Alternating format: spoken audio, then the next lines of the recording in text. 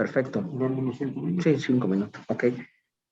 Damos unos 4 o 5 minutos y comenzamos, ¿sale? Sí, ustedes me... Listo, gracias, doctora.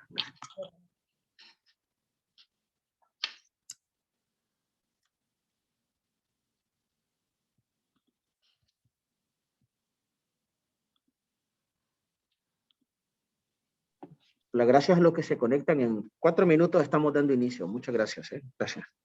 ¿Son diferentes personas las que van a escuchar la plática que la vez pasada o son los mismos? O más o menos igual, van a estar pediatras, médicos generales, más o menos se envió a todo nuestro cuerpo de acreditados, entonces, Ah, ok. sí, igual, creo que igual van a haber unos padres ahí interesados.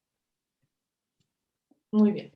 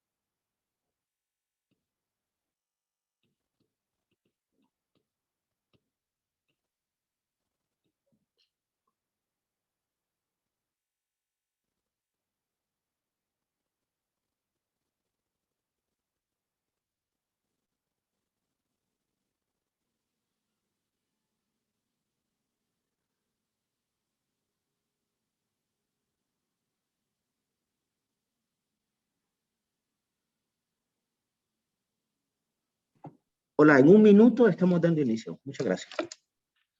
1 minuto. Sí.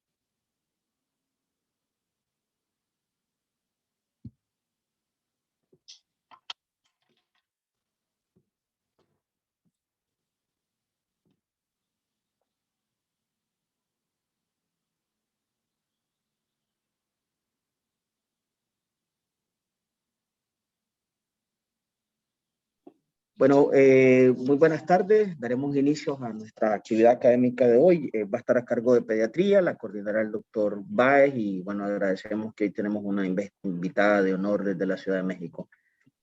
Doctor Báez, pues le cedo la palabra. Muchas gracias.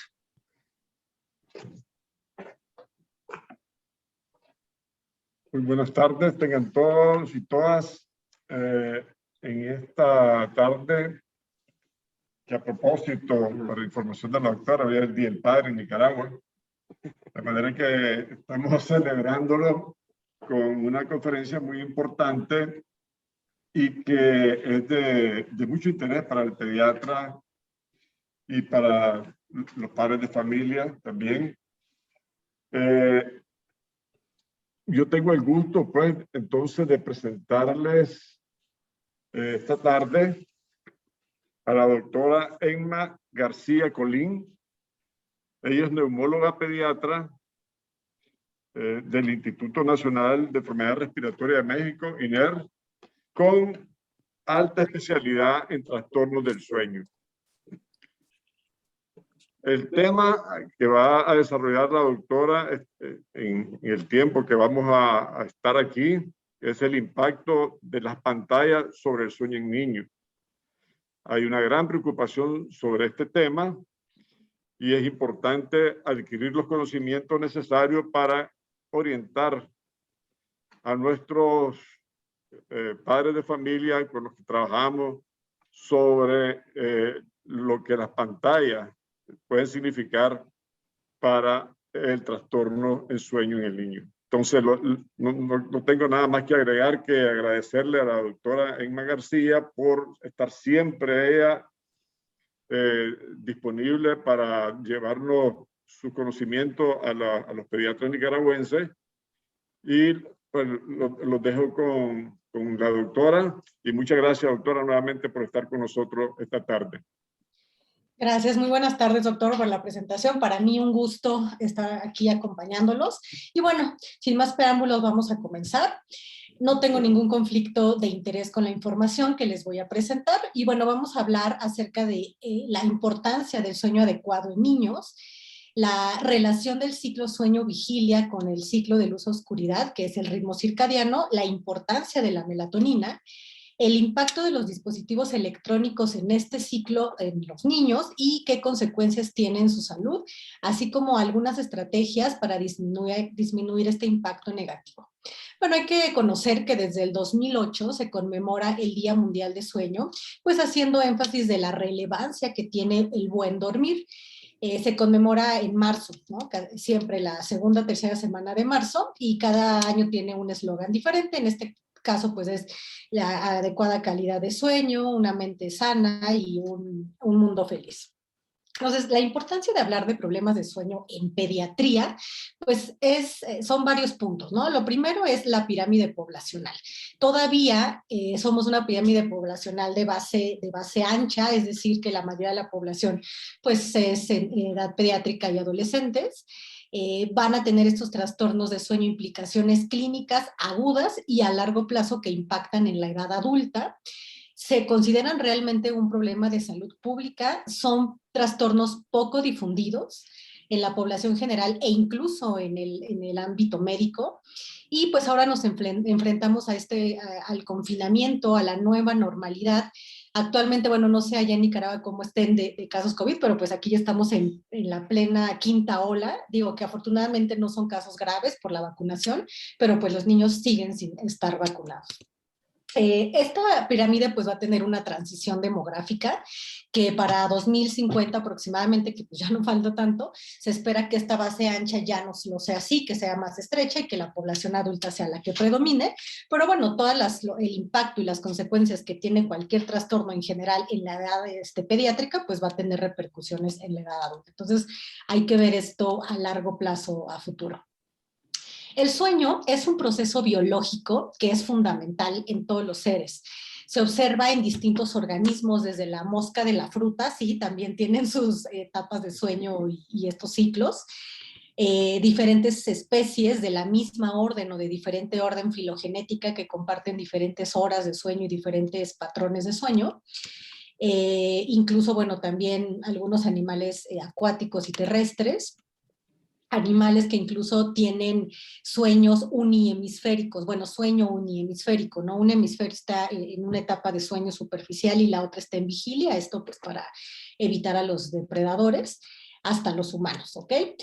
Y bueno, este estado de dormir proporciona un estado inactivo que permite la reposición molecular, desintoxicación, homeostasis neuronal y consolidación de memoria. Y pongo estado inactivo entre comillas porque realmente lo que está inactivo pues es el cuerpo, son los músculos. Pero nuestro cerebro en una etapa específica de sueño está más activo casi como si estuviera en vigilia, ¿no? Ahorita lo vamos a ver. El sueño y vigilia en humanos ocurre en momentos apropiados durante el ciclo circadiano, es decir, aquel ciclo de 24 horas, en sincronía con otros ritmos circadianos que tenemos en todo el organismo. La estructura que actúa como marcapaso central es el núcleo supraquiasmático. Este núcleo se encuentra en el área preóptica ventrolateral en el hipotálamo anterior. Va a coordinar todos los ritmos circadianos y va a estar sincronizado por el ritmo de luz-oscuridad, la luz ambiental específicamente, ya sea natural o artificial. Principalmente es lo que lo va a sincronizar, aunque tenemos otros sincronizadores externos también. Y también va a sincronizar a todo el organismo mediante la síntesis de melatonina. La melatonina es una hormona producida por la glándula pineal que se comporta como un transductor neuroendocrino. ¿Qué quiere decir esto? Que convierte un estímulo neuronal proveniente de la retina, que en este caso es la luz, lo convierte en una respuesta endocrina, que es la producción de melatonina, a través del tracto retino-hipotalámico, este de acá. El espectro de luz es muy importante, ya que estas células ganglionares de la retina contienen melanopsina. Esta melanopsina es un fotorreceptor específicamente sensible a la luz de espectro azul. ¿Y qué es lo que transmite o tiene más luz de espectro azul? Los dispositivos electrónicos. Sin embargo, esta melanopsina pues es fundamental para el correcto funcionamiento del ritmo circadiano, pero así como es tan importante, también es muy fácil de engañar con luz artificial. Les decía que el reloj maestro por excelencia pues es el núcleo supraquiasmático, que es nuestro reloj biológico maestro central. Sin embargo, en todos los órganos tenemos relojes periféricos que se van a regular principalmente por esta síntesis de melatonina, pero también por otros sincronizadores externos, principalmente los horarios de cualquier cosa, algo que sea regular. Horarios de alimentación, horarios de hacer actividad física, horarios de contactos sociales. Por eso es muy importante tener horarios bien establecidos para que nuestro organismo esté bien sincronizado. Y también los padres le transmitimos a los recién nacidos un ritmo circadiano, porque hay que recordar que la melatonina se comienza a secretar a partir del 6º mes de vida. Antes de los 6 meses, los recién nacidos, además de que su ciclo de sueño pues es caótico, no tienen melatonina propia, la obtienen a través de la leche materna, pero también de estos sincronizadores externos. Y bueno, a lo largo de la noche y madrugada se liberan hormonas y factores inflamatorios que también ya tienen un ciclo bien establecido, siempre y cuando nuestro ciclo de sueño-vigilia esté establecido, ¿ok? Que nos vayamos a dormir a la misma hora, de lunes a domingo, que despertemos a la misma hora y que no esté alterado nuestro sueño. Basta una noche de que nuestro sueño se altere porque nos vamos a una fiesta, porque estudiamos, porque nos desvelamos, lo que sea, para que esta distribución circadiana fisiológica de hormonas y factores inflamatorios se vea alterado, y es lo que a largo plazo contribuye a desarrollo de enfermedades metabólicas, a obesidad, etcétera. Nuestro cerebro, pues cuando estamos despiertos, tiene una red de activación cortical que depende principalmente del neurotransmisor que son las orexinas, y cuando nos vamos a dormir esta red cortical, bueno, se inhibe también por la inhibición del sistema reticular activador ascendente, y el principal neurotransmisor inhibitorio, que es el ácido GABA aminobutírico, es el que predomina, y además de la glicina son los que perpetúan el estado de dormir. Tenemos pues diferentes etapas de sueño: el sueño superficial, que se considera dentro del sueño sin movimientos oculares rápidos, que es la etapa N1 y 2, y el sueño profundo de ondas lentas, que específicamente para la edad pediátrica es muy importante, porque justo en esta etapa de sueño es donde se lleva a cabo la liberación en picos de hormona del crecimiento.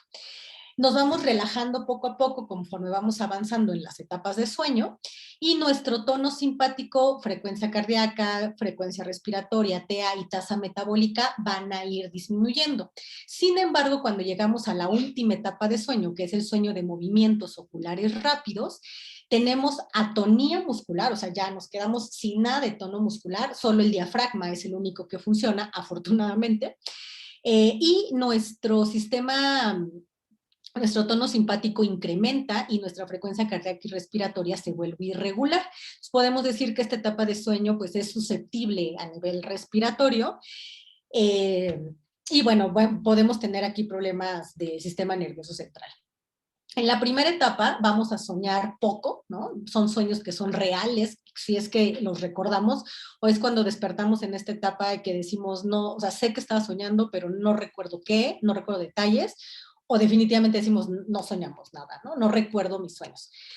Y en la etapa de movimientos oculares rápidos, les decía que nuestro cerebro está activo, activo, activo, porque aquí es donde consolidamos todo lo que aprendimos durante el día, nuestro cerebro depura toda la información, se queda con lo que realmente sirve y desecha lo que no sirve, y entonces aquí es donde se llevan a cabo los sueños, son sueños reales, sueños vívidos, sueños pesadillas, incluso esas veces que despertamos y decimos, es que recuerdo perfecto mi sueño, hasta yo pensaba que estaba siendo real, ¿no? Entonces, bueno, la importancia del sueño, pues cumple funciones vitales, es responsable del desarrollo neurológico desde el neonato principalmente, de consolidar lo que aprendimos, favorece nuestra memoria y nuestra concentración, nos ayuda a controlar nuestras emociones, la depresión, la irritabilidad o trastornos psiquiátricos se dan más en personas con sueño inadecuado o insuficiente.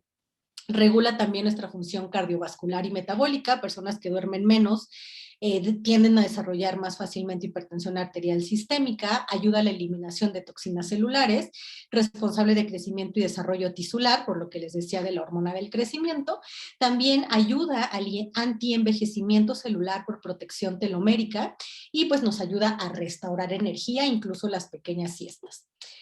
Se ha visto incluso que el ritmo circadiano y la exposición a estímulos luminosos artificiales desde el embarazo ya predispone al feto, y bueno, más bien al recién nacido, a que ya tenga una alteración en su ritmo circadiano, ¿no? Ya que, bueno, esta melatonina que produce la madre, decíamos que se la transmite al recién nacido por la lactancia materna, y en ellos pues va a tener efectos pleiotrópicos, es decir, va a comportarse como antioxidante, antiinflamatorio, antihipertensivo, entonces tiene mucha función desde el embarazo. Por eso es que recomendamos que desde que la mamá está en periodo de gestación, lleve a cabo sus ciclos regulares de sueño, no se desvele, no tenga estímulos luminosos a lo largo pues, de todo el embarazo y que tenga un ciclo de sueño continuo para que no repercuta en estrés en general en el recién nacido e incluso en el propio embarazo. Y que de por sí los bebés nacen sin un ritmo circadiano bien establecido, pues que sea lo menos impactante en ellos, ¿no? Cuando nazcan. Entonces ya decíamos que en el embarazo las mujeres que tienen una disrupción de este cronotipo, de este ritmo circadiano, ya sea porque trabajan en turnos, porque tienen jet lag, porque no tienen horarios de comida recurrentes o porque se exponen a la luz artificial durante la noche, se ha visto que tienen mayor frecuencia de abortos, hipertensión gestacional, parto prematuro, los bebés nacen con Apgar bajo, con succión débil, y estos bebés a largo plazo, si perpetúan estos malos ciclos o hábitos de sueño, pues van a ser adultos con hipertensión, con obesidad, con esteatosis hepática, síndrome metabólico y trastornos del comportamiento, ¿no? Entonces, por eso les decía que es muy importante pues actuar desde la infancia. La melatonina, les decía que es un transductor neuroendocrino que se identificó en 1958, pues casi como serendipia, porque estaban investigando qué hacía que los reptiles cambiaran de coloración la piel y bueno, identificaron esta hormona. Se secreta a partir del triptófano. El triptófano se puede encontrar en muchos alimentos que se sugiere pues sean los que se coman antes de dormir, o sea, en la cena, ¿no? Por ejemplo, no es que comer estos alimentos vaya a hacer que tengamos un sueño fenomenal, ¿no? Pero sí ayuda en conciliar el sueño, pero tampoco van a ser un análogo de la melatonina, ¿no? Estrictamente. Pero, por ejemplo, el huevo, los pescados, el salmón, las semillas, cacahuates, el arroz, el plátano, aguacate, todo esto tiene triptófano y puede ayudar a relajarse más antes de iniciar al sueño. Entonces, ya que se transforma el triptófano en melatonina, se distribuye a nivel del sistema vascular por muchos órganos, ¿no? Al cerebro, por la saliva, por la orina, etcétera. O sea, todo nuestro cuerpo está empapado de melatonina porque en todos nuestros órganos tenemos relojes periféricos, ¿no? Si se dan cuenta, también aquí tiene que ver la serotonina, por eso es que el sueño tiene también mucho que ver con los trastornos de ánimo. Y bueno, algo muy importante es que tenemos un pico máximo de melatonina en la madrugada entre 2 y 4 de la mañana, pero la síntesis comienza por la tarde-noche, más o menos a las 8 o 9 de la mañana comenzamos a sintetizar esta melatonina, igual pasa con los niños, para que tengan ese pico máximo. Entonces, si nosotros aquí en este momento tenemos un factor que haga que esa melatonina se comience a sintetizar más tarde, entonces imagínense, el pico se va a ir haciendo más tardío, ya en lugar de ser 2, 4 de la mañana va a ir siendo más tardío, ¿no? Y por la mañana, pues nuestros niveles de melatonina van a bajar. Esto suena muy bonito, muy fenomenal, pero resulta que la melatonina, o sea, la producción de melatonina no es constante a lo largo de la vida. Comienza a sintetizarse poco, les decía que a los 3 o 4 meses, a los 6 meses es cuando ya definitivamente se empieza a sintetizar. Tenemos un pico máximo de producción de síntesis de melatonina a los 8 a 10 años de edad. Ahí los niños duermen de maravilla, no tenemos ningún problema con ellos, pero al llegar a la pubertad hay una disminución brusca de la síntesis de melatonina de manera fisiológica. Esto que los adolescentes duerman más o se acuesten a dormir muy tarde y despierten muy tarde, porque todos los que conocemos a los adolescentes sabemos que el adolescente a las 2 de la mañana está despierto como si nada, pero se despierta a las 2 de la tarde, ¿no? O sea, esto tiene un fundamento fisiológico, pero también está perpetuado porque los adolescentes son los que más están expuestos a los dispositivos electrónicos. Entonces tienen dos factores, uno endógeno y uno exógeno, para perpetuar estos trastornos. A partir de los 40 años, la síntesis de melatonina desciende y ya para los más de 70 años tenemos la síntesis de menos del 10% que teníamos en la infancia. Por eso es que los trastornos de sueño, hablando de insomnio, de trastornos de fase del ritmo circadiano, son más comunes en adultos mayores. Aquí está la explicación, ¿ok? La melatonina tiene muchas funciones, ¿no? Ahora incluso en COVID se decía que pues funciona como un antiinflamatorio, un inmunomodulador, y realmente así lo es. Tiene funciones cronobióticas, que es lo que les acabo de comentar, que es lo más importante, oncostáticas, inmunomoduladoras, regulación de la maduración sexual, de antienvejecimiento y como antioxidante, pero no hay que abusar de la melatonina exógena, ¿ok? Bueno, entonces, hablando de esto de que los bebés no tienen una producción de melatonina propia, pues esta es una de las explicaciones de por qué al principio de la vida se trata de un sueño polifásico con producción de siestas, y ya a partir de los 5 años ya es un sueño monofásico que tenemos continuo, ¿no? Y tenemos 4 a 5 ciclos de sueño entre no more y more a lo largo de toda la noche, ya a partir de los 5 años, con estas proporciones de las etapas, ¿no? Entonces, cada etapa de sueño tiene un porcentaje específico que debemos cumplir. Si nosotros tenemos un hipnograma como este, hipnograma de sueño, así, con estos ciclos, con este porcentaje, podemos decir que tenemos una adecuada calidad de sueño. Si por algo nuestro hipnograma se altera, no cumplimos los ciclos, el porcentaje se ve alterado porque tenemos más vigilia, etcétera, entonces nuestro sueño está fragmentado y no es un sueño adecuado. Se acepta a partir de 2015 estas horas de sueño ideales para todos los grupos de edad, desde los recién nacidos, horas mínimas, horas ideales y horas máximas, hasta el adulto mayor.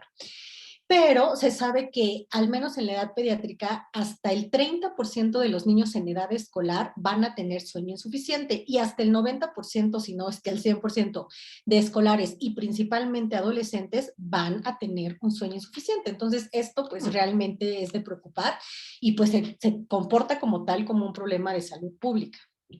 Un sueño insuficiente o suficiente, pero desfasado, es decir, no es lo mismo dormir 10 horas, pero en horario bien, a dormir 10 horas de la madrugada hasta la tarde, ¿no? O sea, cumple las horas, pero es un sueño desfasado.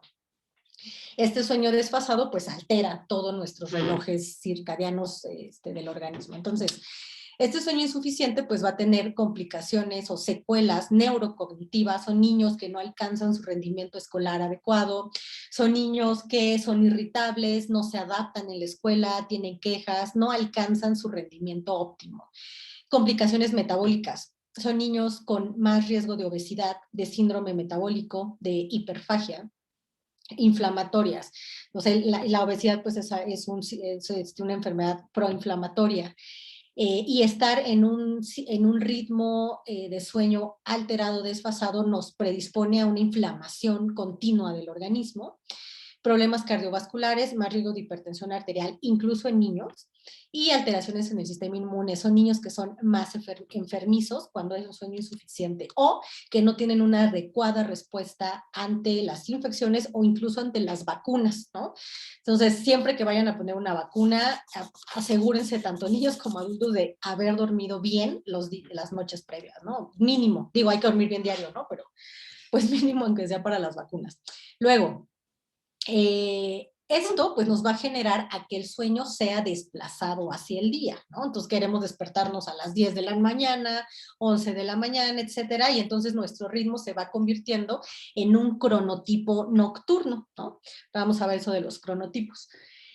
Y entonces los genes que son rítmicos, nuestros genes que van funcionando como relojitos, pues los convertimos en arrítmicos totalmente y nuestro sistema en general se vuelve caótico. Entonces, el espectro de luz visible, pues es este espectro, ¿no? Que es el espectro de la luz que podemos observar, que está entre el rango verde y amarillo, y el espectro de luz azul, que ya se comporta como ultravioleta, rayos X, rayos gamma, etcétera, y el espectro de luz rojo. Entonces, las pantallas de cualquier tipo se van a ir más hasta este espectro. Y este es el espectro que tiene más daño o que genera más daño a la retina y muerte celular. Entonces, muy importante tener cuidado con esto. Ahora, estos efectos de este tipo de luz, de este espectro de luz a nivel biológico, pues puede tener alteraciones propias del sistema. Por ejemplo, decíamos en la secreción de melatonina, en la temperatura corporal, en la secreción de cortisol, incluso en la frecuencia cardíaca, en el rendimiento cognitivo, a nivel cerebral incluso, y en la expresión de nuestros genes del reloj circadiano. Cuando este ritmo circadiano se altera, pues entonces les decía que la producción de melatonina se va retrasando, ¿ok? Los niños o adolescentes se duermen y despiertan más tarde con dificultad para despertarse en la mañana. Esto genera ausentismo escolar y genera también abuso de sustancias, porque principalmente los adolescentes pues sienten que están somnolientos en el día, no rinden en la escuela y entonces empiezan a consumir cafeína, bebidas energéticas, Red Bull, etcétera, comienzan a fumar, a consumir alcohol. Entonces, este es un factor de riesgo para conductas de este tipo. Los adolescentes, les decía que son un grupo de alto riesgo porque tienen esa producción, esa disminución fisiológica de melatonina más los estímulos luminosos y van a tener manifestaciones como somnolencia excesiva diurna, bajo rendimiento, ausentismo, las conductas que le decía hiperactivos, son agresivos y pueden entrar en conflictos, en bandas, etcétera, e incluso ya como algo muy extremo, ideación suicida que se ha presentado. Hay que favorecer el cronotipo matutino. Les decía que, bueno, los cronotipos son variaciones individuales que tenemos ya de ritmos circadianos endógenos. Esto es algo ya genético. A ver, por ejemplo, ¿quiénes de ustedes rinden más durante el día? O sea, son muy productivos en el día y ya conforme va acercándose la tarde ya como que empieza a disminuir su funcionamiento. ¿Quién de ustedes en el día como que no terminan de adaptarse y ya en la tarde-noche es cuando se ponen más productivos, ¿no? Estos son estos cronotipos que ya tenemos genéticamente, pero que lo ideal, aunque ya lo tengamos en los genes, es favorecer un cronotipo desde la infancia que sea matutino, es decir, fomentar que los niños se duerman temprano y despierten temprano, que todas sus actividades las hagan en el día, evitar que desde niños sean cronotipos vespertinos o nocturnos. ¿Por qué? Las personas en general que tenemos cronotipos matutinos vamos a tener menos índice de masa corporal, menos consumo de comida con alto contenido calórico, menos consumo de bebidas azucaradas o incluso de cafeína, obviamente. Vamos a tener más actividad física y por ende menos tiempo en pantallas. Entonces esto es súper importante. Hasta el 30% de los preescolares deseamos que tienen sueño insuficiente. Y fíjense, esto es muy importante, 75% de los niños, y yo diría que de los adultos también, tienen algún tipo de pantalla en su habitación. ¿Quién de ustedes en su recámara, en su habitación, tienen una televisión o duermen con el celular? O tienen cualquier tipo de pantalla, la computadora, etcétera, ¿no? Prendida y vista en ese momento. Hay gente que dice, no, es que yo sin ver la televisión yo no me duermo. O sea, yo tengo que ver tele para dormir. Entonces, es un pésimo hábito. Entonces, hay que quitarles las pantallas a los niños en las habitaciones, prohibidísimo. Del 60 al 80% de los adolescentes interactúan con algún tipo de pantalla una hora antes de ir a dormir.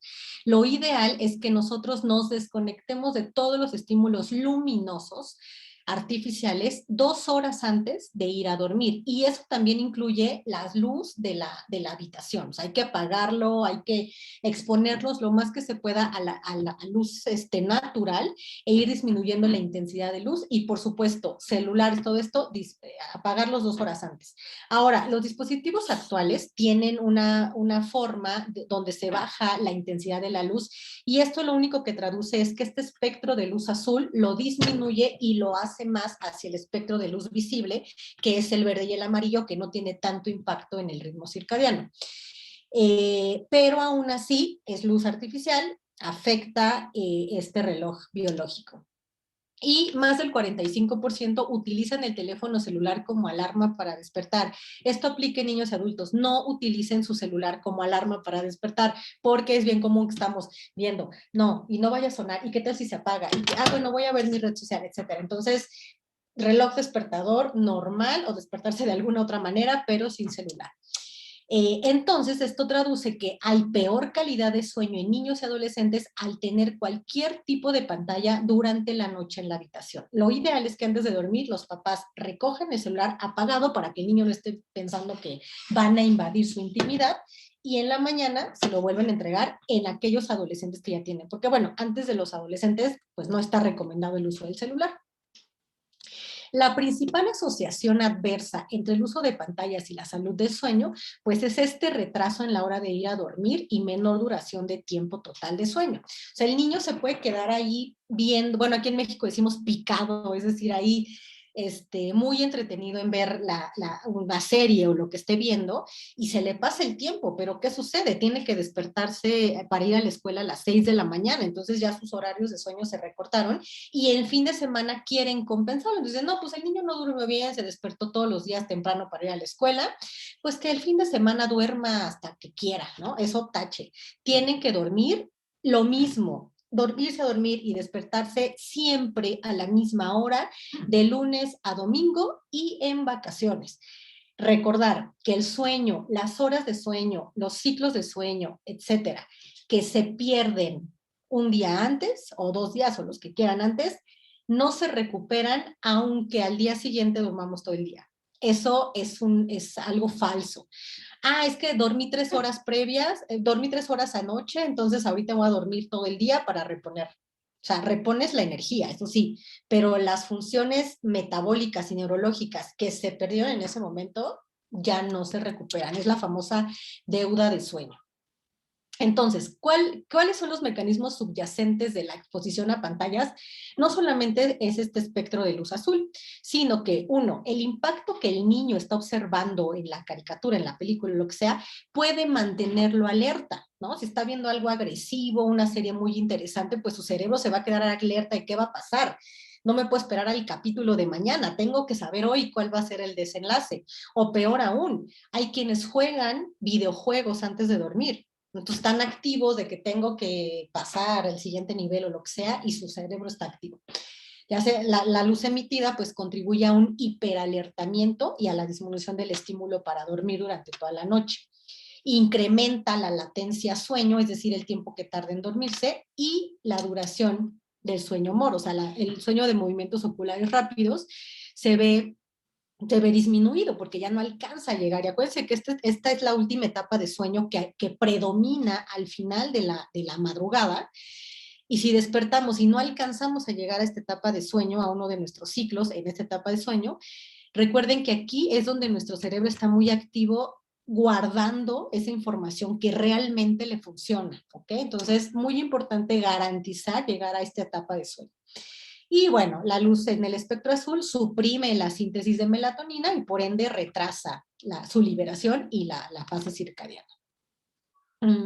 A mayor tiempo en pantallas, pues obviamente pasan menos tiempo los niños durmiendo o incluso en otras actividades.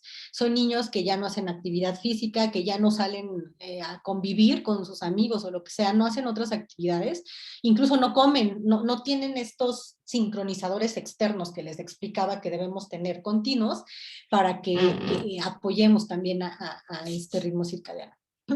El espectro de la luz producida por la mayoría de los dispositivos electrónicos consta de longitudes de onda cortas, es decir, dentro del rango del espectro azul, ¿no? Que es lo que no queríamos, es las fuentes de luz azul, los dispositivos electrónicos. Entonces, bueno, este espectro ya decíamos que es más efectivo para suprimir los niveles de melatonina, modificar nuestro reloj circadiano endógeno, central y periférico, e incrementar nuestro estado de alerta, ¿ok? Son hábitos que tenemos que modificar porque no solo es algo, más bien, no es el propio de los niños, son hábitos que los adultos le transmitimos a los niños, ¿no? Estamos todo el día con el celular, si le compramos un celular al niño, una tablet, una tele en su recámara, o sea, lo estamos perpetuando nosotros mismos. Pero ahora está peor, porque los adultos son menos susceptibles, somos menos susceptibles a estas consecuencias de la luz que los niños. ¿Por qué?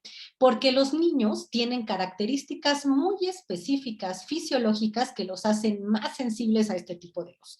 Por ejemplo, los niños tienen mayor diámetro pupilar a comparación de un adulto. Obviamente absorben más este tipo de luz, les llega más luz a la retina y a la pupila. Y por ende también tienen mayor tasa de transmisión de luz del cristalino. Entonces, la afección que nosotros tenemos por la misma exposición a la luz, a ellos se les duplica por el tamaño pupilar, o sea, además de todo, ¿no? Y bueno, esto está confirmado con estudios de diámetro pupilar que se hicieron. La magnitud, bueno, entonces esta magnitud, fíjense, la magnitud de la supresión de melatonina por un estímulo de luz de 580 lux, que son los niveles típicos de luz en exterior, o sea, en interior, perdón, ni siquiera una pantalla, sino la luz que tenemos en el techo, las lámparas, etcétera, es el doble que en los adultos para suprimir la melatonina, ¿no? Entonces, fíjense, ya desde ahí estamos mal. Y los prepúberes, en comparación con los adolescentes, todavía tienen mayor supresión de melatonina con la exposición de la luz vespertina de diferente intensidad. O sea, todavía los adolescentes tienen peor. Entonces, bueno, esta afección de las pantallas no solamente se va a limitar al sueño, fíjense. También se traduce en retraso del lenguaje. Se ha visto que los niños menores de 2 años que están expuestos a una pantalla al menos 2 horas al día, no seguidas, sino juntando todo lo que están en el día, tienen 6 veces más retraso de lenguaje que sus pares que no están con esta exposición a pantallas. Y ya sabemos que el niño que tiene un retraso en el lenguaje, que no se ataca a tiempo, que no se detecta a tiempo, van a ser niños que tienen problemas con lectoescritura y problemas escolares posteriores. También tienen retraso en funciones ejecutivas y alfabetización. Obviamente, esos niños que están pegados en el celular o en la tele no tienen esa misma capacidad cognitiva que los otros niños. Baja tolerancia a la frustración, porque ellos piensan que lo que sucede en una caricatura es lo que sucede en la vida real. Disminución en socialización. Van a tener problemas en su imagen corporal y del autoconcepto cuando ya empiecen a convivir con niños más grandes y peor aún cuando lleguen a la adolescencia, que ya empiezan a que me gusta esta niña, me gusta este niño. Entonces tienen más problemas de autoestima. Más trastornos oculares, miopía, ojo seco, problemas para distinguir la ficción de la realidad, que ahora también ya se integró en el DSM-5 como el trastorno por juego de internet. Son niños que se vuelve una adicción, que no comen, que no van al baño, que piensan que ellos viven en el videojuego, ¿no?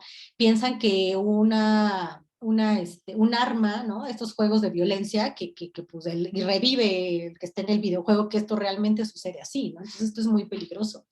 Incremento en conductas agresivas, insomnio, pesadillas por el tipo de contenido que vean. Imágenes sexuales distorsionadas por el contenido que están viendo también. Presentan gente perfecta, ¿no? Que así no es la realidad.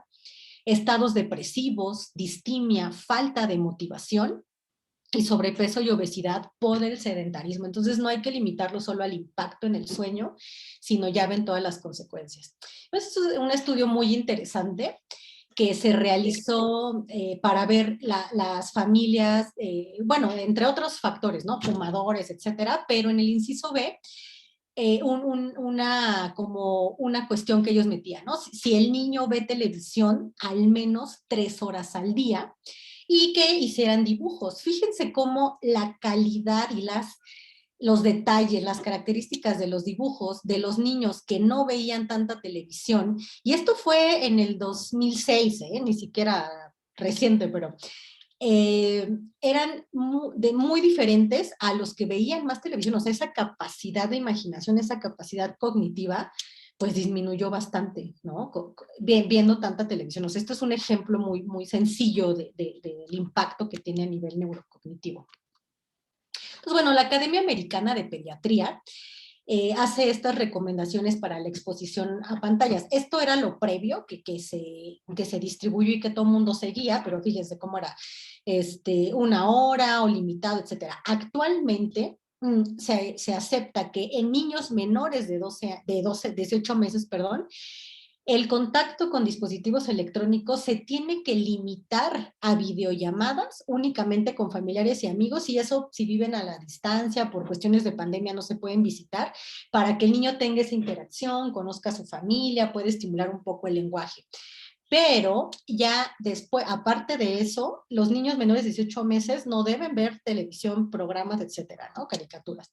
Y en aquellos mayores de 6 años no debe sobrepasar las 2 horas al día.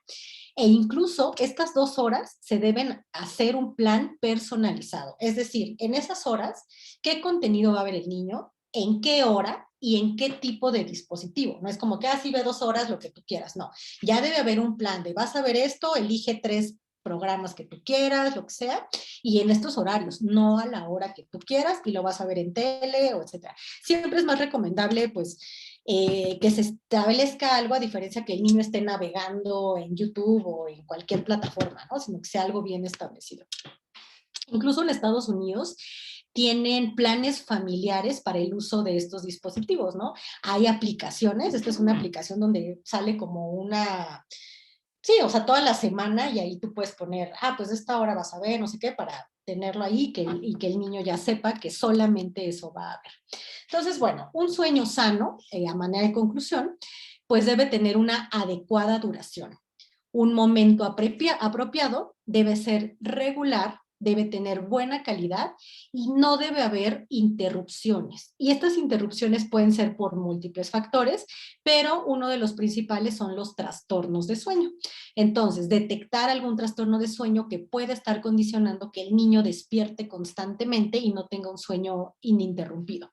Los más comunes, apnea del sueño, el ronquido incluso, las parasomnias, que son terrores nocturnos, sonambulismo, etcétera, que puede estar fragmentando el sueño. Entonces, en un mundo ideal, un sueño sano debería ser esto. Pero resulta que ahora con el confinamiento, con la pandemia, con las clases en línea, que esperamos que ahorita pues ya no sea tan estricto todo esto, con todas las medidas y la vacunación, pues se dio una serie de factores muy particulares que hicieron que pues la gente en general se viera muy afectada a nivel del sueño. Entonces, tuvimos menos exposición a luz solar porque pues teníamos que estar guardados, ¿no? Nuestros horarios se hicieron irregulares, pues ya no salíamos, no iban los niños a la escuela, no tenían que despertar a tal hora para comer, para bañarse, entonces sus horarios se hicieron irregulares. Inactividad física, entonces estábamos ansiosos por qué va a pasar, la información, entonces nos mantenía eso en un estado de hiperalerta que todavía, ¿no? Ya vendrá la otra ola, cómo nos va a ir, otra variante, o sea, las redes, el exceso de información nos mantiene alerta. y pues teníamos más exposición a luz artificial. Y muchos ya se quedaron acostumbrados a esto, o sea, esto ya, la exposición a pantalla ya se volvió un mal hábito, ¿no? Entonces, bueno, esto se convierte en un ciclo ininterminable que bueno, tenemos que ver en qué momento podemos nosotros pues atacar en esto. Ahora, ya por último, nada más les quiero mostrar un protocolo de investigación que hicimos en el INER con niños en edad preescolar para ver cómo había modificado la pandemia y el confinamiento sus hábitos de sueño y qué podemos encontrar al respecto, ¿no? Entonces, tuvimos pues no tanta respuesta como queríamos, solamente 115 niños nos respondieron, pero de estos solamente 52, el 45%, contestaron ambos cuestionarios, porque así eran cuestionarios algo largos, prepandemia y postpandemia, ¿no? La mayoría fueron niños y en su mayoría de escuelas particulares. Y aquí lo que nos llamó la atención es que, fíjense, preguntamos, entre muchas cosas, a qué hora se iban a dormir antes de la pandemia y después de la pandemia. Más bien, y durante la pandemia. Entonces, fíjense que ya de por sí, antes de la pandemia, o sea, por condiciones normales, los niños se iban a dormir tarde, o sea, 9 de la noche aproximadamente, y hay uno que otro que hasta las 11 aproximadamente, ¿no? O sea, uno que otro ahí despistado. Pero durante la pandemia esto incrementó. O sea, ya los niños se iban a dormir 10:30, 11, incluso hasta las 12, ¿ok? Esto entre semana. Y en fin de semana, peor. Antes de pandemia ya tenían malos hábitos, o sea, la pandemia no fue la excusa, ya lo hacíamos mal. Durante fin de semana, incluso hasta la 1 de la mañana, uno que otro se iba a dormir, y en pandemia, peor, o sea, todavía incrementó. Y esto, pues, fue estadísticamente significativo, a pesar de que ya lo hacían mal desde antes de pandemia, en pandemia se incrementó con significancia estadística, ¿no? Y luego también les preguntamos a qué hora se levantaban, ¿no? Entonces ya entre semana, antes de pandemia, durante pandemia, bueno, sí, ya fue el descaro total, ¿no? Ya se despertaban ya muy tarde, en fin, entre semana, porque pues las clases virtuales, o sea, uno se despierta un minuto antes de que empiece la clase y ya ahí medio se arregla y ya está en la clase, ¿no? Entonces eso sucedió. Y en fin de semana, peor. Fíjense cómo antes de pandemia ya despertaban en fin de semana tardísimo. Era lo que les decía. En fin de semana decimos, recuperen todo lo que no hicieron en la semana, ¿no? Y durante pandemia, pues prácticamente fue lo mismo, porque pues ya no podían despertar más tarde, ¿no? Si no, pues si se hubieran despertado más tarde. El tiempo total de sueño no se alteró. Seguían durmiendo las mismas horas, solo que desfasadas, antes y durante pandemia.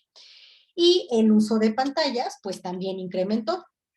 Antes de pandemia, entre semana, y en fin de semana. O sea, también siempre vieron muchos dispositivos, pero en pandemia, pues esto incrementó, y todo con significancia estadística.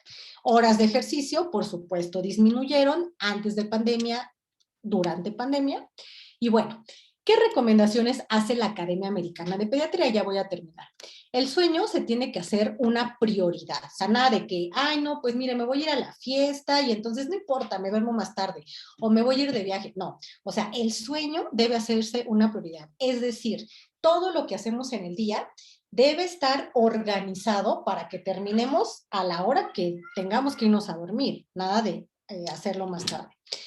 Fomentar una rutina de sueño que incluya actividades relajantes, principalmente en preescolares, en lactantes, ¿no?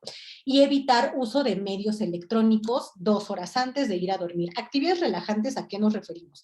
Una canción, contar un cuento, un masaje, un baño con agua tibia antes de ir a dormir. O sea, todo eso ayuda a relajar. Alentar a las familias a que eliminen todos los medios electrónicos de las habitaciones de niños y adolescentes, y utilizar dispositivos atenuadores o bloqueadores de espectro de luz. Puede ser esta función de bajar la intensidad, pantallas especiales que son unas pantallas amarillas o lentes amarillos que evitan este espectro. Hablar con las familias sobre las consecuencias de la exposición, o sea, no nada más es de personal de salud, hay que externarlo con los familiares. Y considerar un sueño insuficiente o mala calidad de sueño en niños o adolescentes que tengan problemas de comportamiento, problemas de humor o que no les vaya bien en la escuela, ¿no? Antes de decir, ay, no, pues es un niño, lo que ustedes quieran, TDAH, lo que sea, ver cómo están durmiendo. El tratamiento, pues la pauta del tratamiento es higiene de sueño, aunque suene muy básico, higiene de sueño, melatonina en casos muy específicos, muy específicos, principalmente en trastornos de fase retrasada del ritmo circadiano, cuando la higiene de sueño no es suficiente, y los hipnóticos por alguien especialista, que tienen que ser no benzodiazepínicos, claro, por un especialista en sueño y en situaciones muy específicas, no en cualquiera. Y bueno, ¿qué podemos concluir? Que una adecuada calidad y cantidad de sueño es esencial para la salud y el desarrollo en la edad pediátrica. Debemos implementar programas educativos, tanto a personal médico y no médico, sobre la importancia de este. Fomentar actividades que estimulen el desarrollo neurocognitivo sin involucrar a las pantallas. A veces ya es muy fácil de que, ay, sí, ve la pantalla y te distraes. No, hay que involucrarnos más con los niños. La higiene, los hábitos de sueño y el tiempo de exposición a pantallas se deben preguntar en toda la consulta pediátrica de rutina, así como preguntamos cuánto pesó al nacer, qué Apgar tuvo, etcétera. Hay que preguntar hábitos de sueño, higiene de sueño y cuánto tiempo pasa en pantallas todos los días. Gracias por su atención.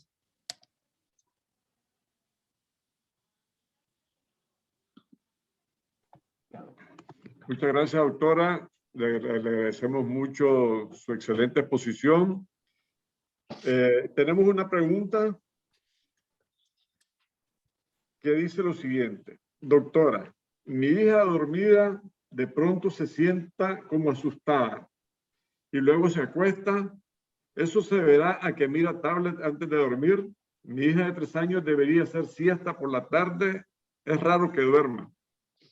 Ok, bueno, muy buena pregunta. Fíjense que sí puede ser una explicación que mirar la tablet y dependiendo del contenido que vea, haga que su mente se mantenga activa y despierte por una pesadilla, un mal sueño. Eso es lo primero que pensaríamos, pero si lo hace muy frecuente, aunque no haya visto la tablet, hay que incluso descartar una parasomnia, que pudiera ser un terror nocturno, si se despierta asustada, o incluso sonambulismo. El sonambulismo no siempre es de que se para el niño y sale y camina, no. El sonambulismo incluso puede ser nada más que se sienta y se vuelve a acostar. O sea, eso puede ser, no hay que descartar. Y que no haga siesta por la tarde, puede ser que no la haga, o sea, no es malo, ¿no? Hasta los 5 años puede hacer siesta, pero no tiene que hacer siesta a fuerza. Si después de los 5 años hiciera siesta, ahí sí nos preocuparía. Algo está pasando que su sueño nocturno no es bueno. Otra pregunta, doctora, es ¿cuál es su opinión sobre el uso que actualmente, o más bien el abuso que actualmente se está haciendo con la melatonina? Justo, sí, eso les decía, bueno, la melatonina es muy noble, o sea, realmente no hay muchos efectos secundarios, pero cuando se presentan, pues sí son graves. O sea, un niño que recibe dosis excesivas de melatonina puede desarrollar pubertad precoz. Entonces es raro que pase, pero puede pasar. Lo que a mí me preocupa es que este abuso de melatonina es sin utilizar antes las medidas de higiene de sueño, ¿no? Es así de que mi niño no duerme, se duerme muy tarde, dale melatonina. No, les repito, primero higiene de sueño. La melatonina, sin una buena higiene de sueño, no funciona bien. Un ejemplo, el niño no duerme porque a las 12 de la noche está viendo su celular. Si ustedes le dan melatonina, a ese niño le pueden dar la cantidad que quieran de melatonina, pero si sigue con la exposición a pantallas, su síntesis de melatonina se va a seguir desfasando. Entonces, no va a tener efecto esa melatonina endógena que le están dando. Por eso muchas veces dicen, es que ni la melatonina le funciona. No, porque no estás atacando esta mala higiene de sueño que tienen los niños, ¿no? Entonces, melatonina, casos muy específicos. El insomnio no es una indicación para dar melatonina. Nunca. La única indicación son trastornos de fase retrasada del ritmo circadiano y lo principal que ocasiona eso, uno, es la adolescencia por cuestiones fisiológicas, ahí sí podría ser, y la otra, la exposición a pantallas justo antes de dormir. Entonces, no. Tenemos otra pregunta. Mi hija de 3 meses le cuesta hacer las siestas en el día. En la noche ya está casi regulando el sueño. ¿Qué opina? Si ya tiene un sueño, justo ya ahí misma respondió la pregunta, si ya tiene un sueño nocturno monofásico, no tiene necesidad de hacer siesta, entonces no pasa nada, al contrario.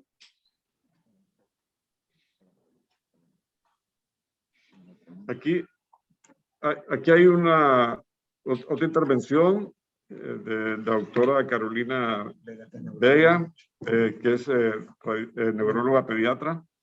Felicitaciones a la doctora por su excelente presentación. Quiero saber experiencia de uso de melatonina y serotonina en adolescentes con el componente ansioso. Sí.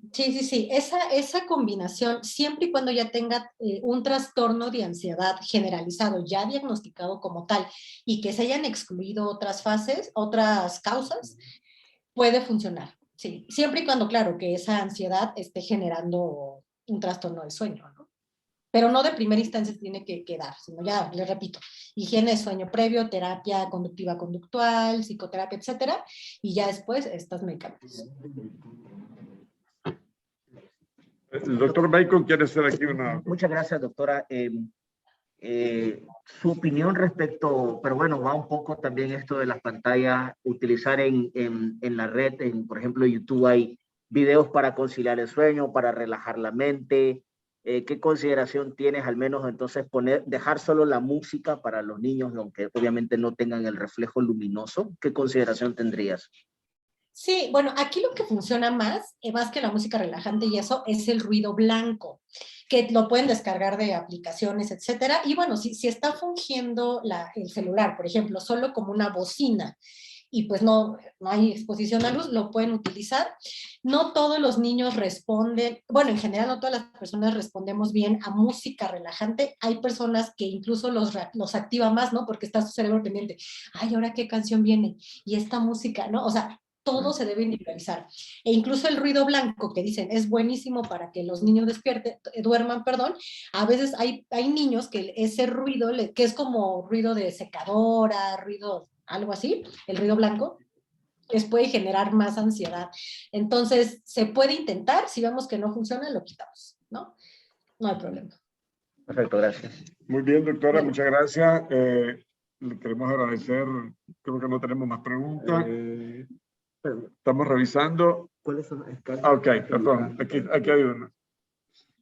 ¿Cuáles son las escalas utilizadas en pediatría en el abordaje o clasificación de los trastornos del sueño?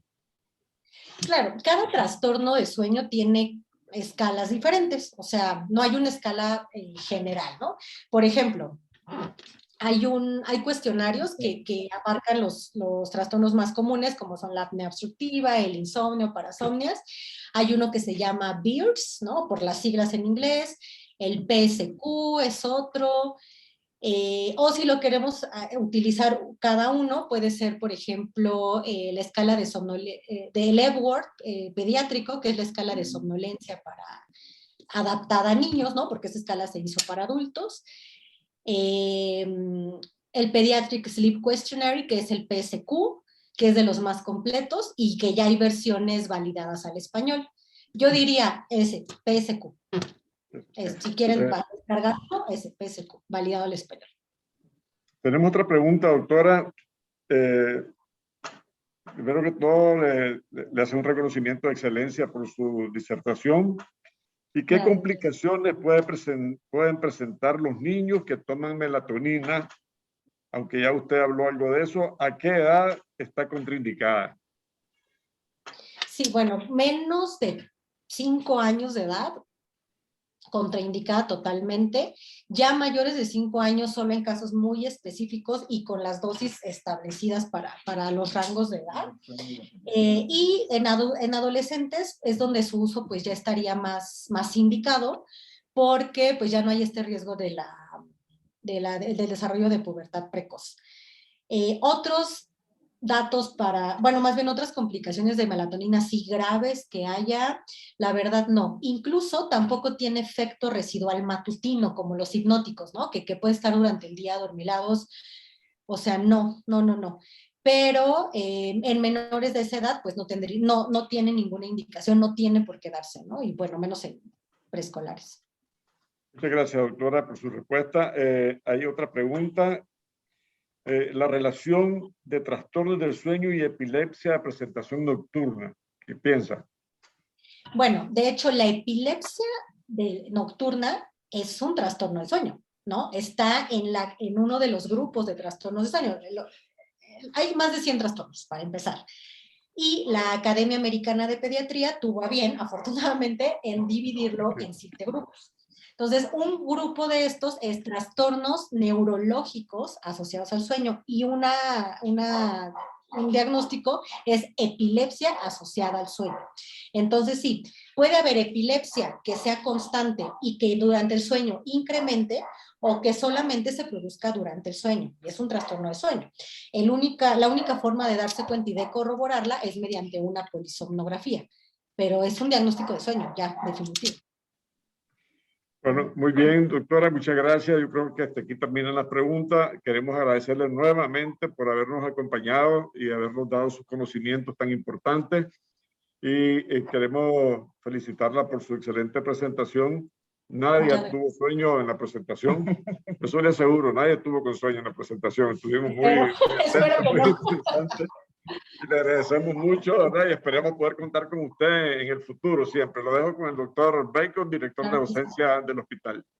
Sí. Muchas gracias, Emma, te agradecemos. No te queremos robar más tiempo, solo un comentario final del doctor Gerardo Reyes, neurólogo. Dice, bueno, agregar la utilidad de la terapia cognitivo-conductual como herramienta en el insomnio crónico. Creo que eso es muy importante, ¿verdad? Las terapias conductuales en los niños. Exacto, sí, justo eso también les comentaba ahorita en la respuesta de la antepenúltima, fue eso, ¿no? Que además de terapia cognitivo-conductual, etcétera, higiene de sueño, ayuda mucho también. Claro. Bueno, no le queremos robar más de su hora de tiempo para que no se tenga que acostar un poco más tarde, doctora. Le agradecemos muchísimo. Y un saludo y un abrazo hasta México. Muchas gracias a todos los que se conectaron. Muchas gracias. A la orden. Saludos. A la orden. Chao. Que estén muy bien. Hasta luego. Buenas tardes. Solo la plática quedará grabada en nuestro canal de YouTube, pues para aquellos que la quieran reproducir después. Muchas gracias.